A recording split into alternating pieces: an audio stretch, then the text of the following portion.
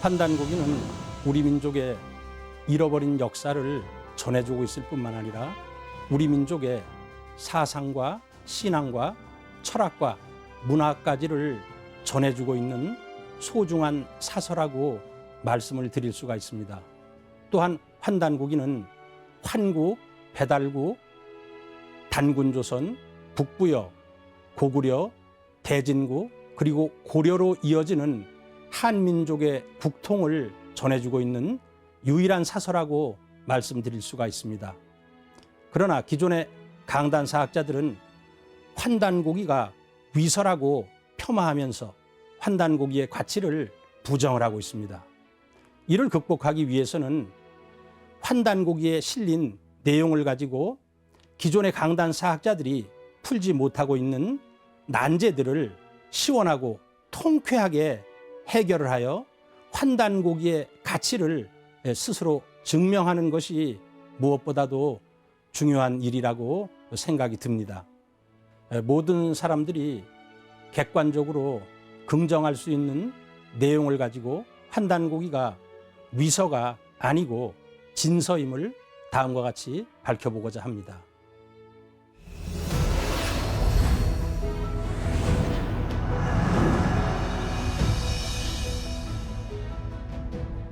세종실록과 권제가 지은 역대 세년가를 보면은 단군께서 통치한 영년이 1048년이라고 하였습니다. 환단고기의 단군세기를 보면은 기원전 2333년에 초대 단군께서 나라를 건국하시고 제1왕조가 끝나는 21대 소태단군 즉 1286년까지의 기간이 1048년이 됩니다. 따라서 세종실록과 역대 세년가에서 말하는 1048년은 환단고기에서 말하는 제1왕조 시대의 기간임을 알 수가 있습니다. 삼국유사를 보면은 단군의 수명이 1908세라고 하였습니다. 한 사람이 1908세를 결코 살 수가 없습니다.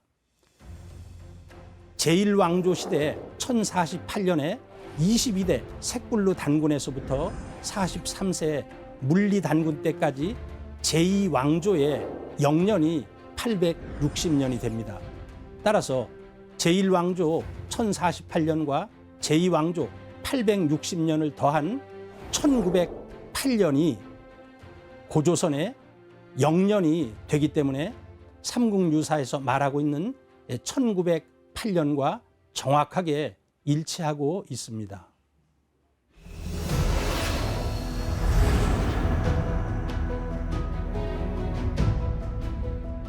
1993년 북한에서는 평양 동쪽 강동군에 있는 단군릉을 발굴하고 1994년에 복원을 하였습니다. 한국에 있는 강단사학자들은 북한이 정통성을 주장하기 위해서 이 단군릉을 조작한 것이라고 얘기하고 있습니다. 그러나 조선시대의 사서인 조선왕조실록과 동국여지 승남, 동국여지지, 미수기연, 동사강목, 연려실 기술 등의 책을 보면은 평양 동쪽 강동군에 단군릉이 있었다고 분명하게 기술을 하고 있습니다. 환단고기를 보면은 5세 단군 구울 단군께서 남쪽을 순행하시다가 풍류강을 건너 송양에 이르러 병을 얻어서 돌아가시자 그곳의 대박산에다가 장례를 지냈다는 기록이 있습니다. 풍류강은 지금의 그 강동군의 동북쪽으로 흐르는 비류강이고 송양은 강동군의 옛 명칭이고 지금도 그곳 사람들은 그 단군의 무덤이 있는 그곳을 대박산이라고 부르고 있습니다. 이를 통해서 보면은 북한에서 발굴 복원한 단군릉은 조작한 것이 아니고 환단고기를 통해서 보면 5세 단군 구울의 무덤이 분명하다는 것을 알 수 있습니다.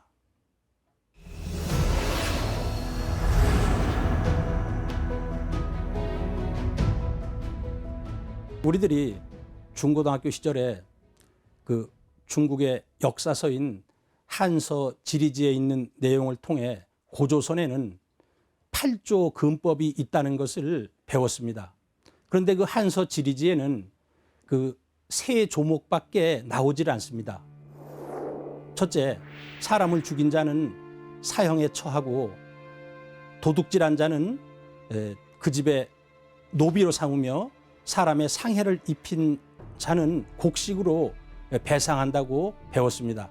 그런데 이 8조 금법이기 때문에 8조문인데 중국의 한서 지리지에는 3조문밖에 실려 있지 않지만 판단고기에 번안새가 하를 보면은 소도를 훼손한 자는 금고형에 처하고 게으른 자는 공역에 처하고 사음을 행한 자는 태형에 처하고 사기를 행하는 자는 훈방을 한다는 나머지의 그 5조문이 모두 실려 있습니다. 이를 통해서 보면은 환단고기는 우리 역사에 빠진 부분을 보충할 수 있는 소중한 그 진서라고 말씀을 드릴 수가 있습니다.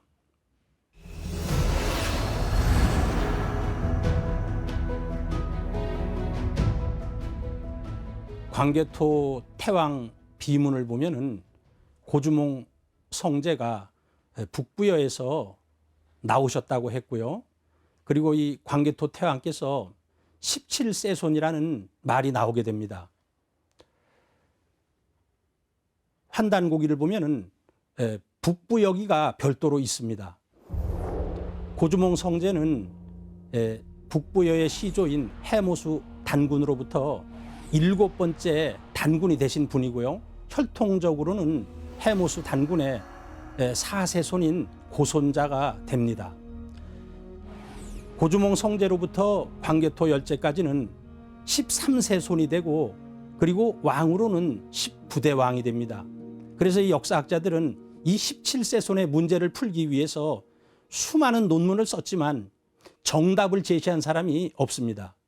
환단고기의 북부여 기를 보면은 이 해모수 단군으로부터 고주몽 성제가 4세손이고 고주몽 성제로부터 광개토 열제까지가 13세손이기 때문에 이를 더하면 17세손이 됩니다.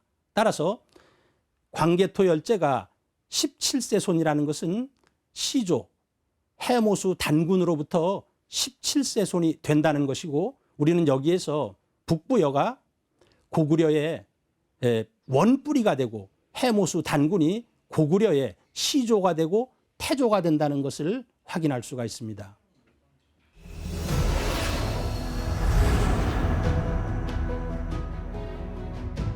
(1915년) 충청북도 중원군 노은면에서 금동 석가불상이 한 점이 출토가 되었습니다. 그런데 그 광배에 건흥 5년 세제 병진이라는 명문이 기록되어 있었습니다. 한국과 일본의 많은 학자들이 도대체 이 불상이 어느 왕조에서 어느 때에 만들어졌는지를 연구하기 위해서 수많은 논문을 썼습니다. 그들은 536년 병진년 또는 596년 병진년에 신라에서 만들어진 것이라고 추정을 하였습니다. 그런데 환단고기를 보면은 장수열제께서 412년에 임금이 되셨고 건흥이라는 연호를 썼다는 기록이 나오게 됩니다. 412년에 장수열제께서 임금이 되셨고 고구려는 즉위년 칭원법을 쓰기 때문에 416년이 건흥 5년이 되고 이해가 병진년이 됩니다. 환단고기를 통해서 보면은 이 불상은 416년 고구려에서 만들어진 것이 분명하다고 볼 수가 있습니다. 이를 통해서 보면은 환단고기는 기존의 이 강단사학계에서 잘못 해석하고 있는 문제들을 명쾌하고 통쾌하게 해석해주는 그러한 내용이 있다는 것을 살펴볼 수가 있습니다.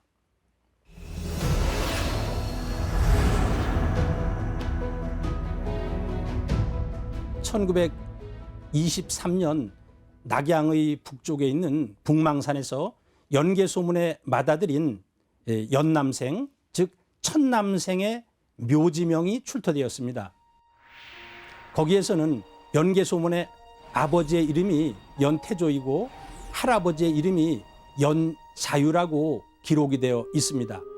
이 기록은 최초로 나온 기록인데 놀랍게도 환단고기의 고구려 본기를 보면은 조대기를 인용해서 연개소문의 아버지의 이름이 연태조이고 할아버지의 이름이 연자유이고 증조 할아버지의 이름이 연광이라고 기술이 되어 있습니다.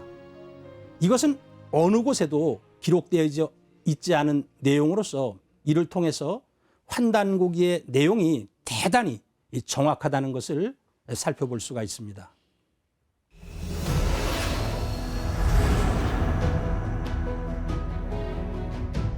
(1980년대) 이후에 중국 사람들이 그 오랑캐 땅이라고 여기는 요령성과 내몽골 지역에서 홍산문화 유적이 대량 출토되고 있습니다.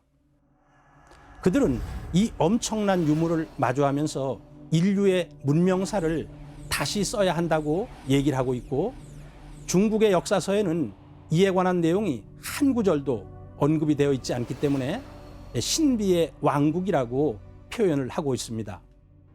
환단고기를 통해서 보면은 이 홍산문화는 우리 민족의 환국, 배달국, 고조선 시대의 유물로서 환단고기를 통해서만이 이 홍산문화의 가치를 연구할 수 있고 증명할 수 있다고 생각을 하고 있습니다. 위에서 살펴본 바와 같이 환단고기는 우리 민족의 잃어버린 역사를 기록하고 있을 뿐만 아니라 우리의 잃어버린 문화와 정신 세계까지를 복원할 수 있는 유일한 사서가 되므로 독자 여러분들에게 일독을 권하면서 추천사에 가름합니다.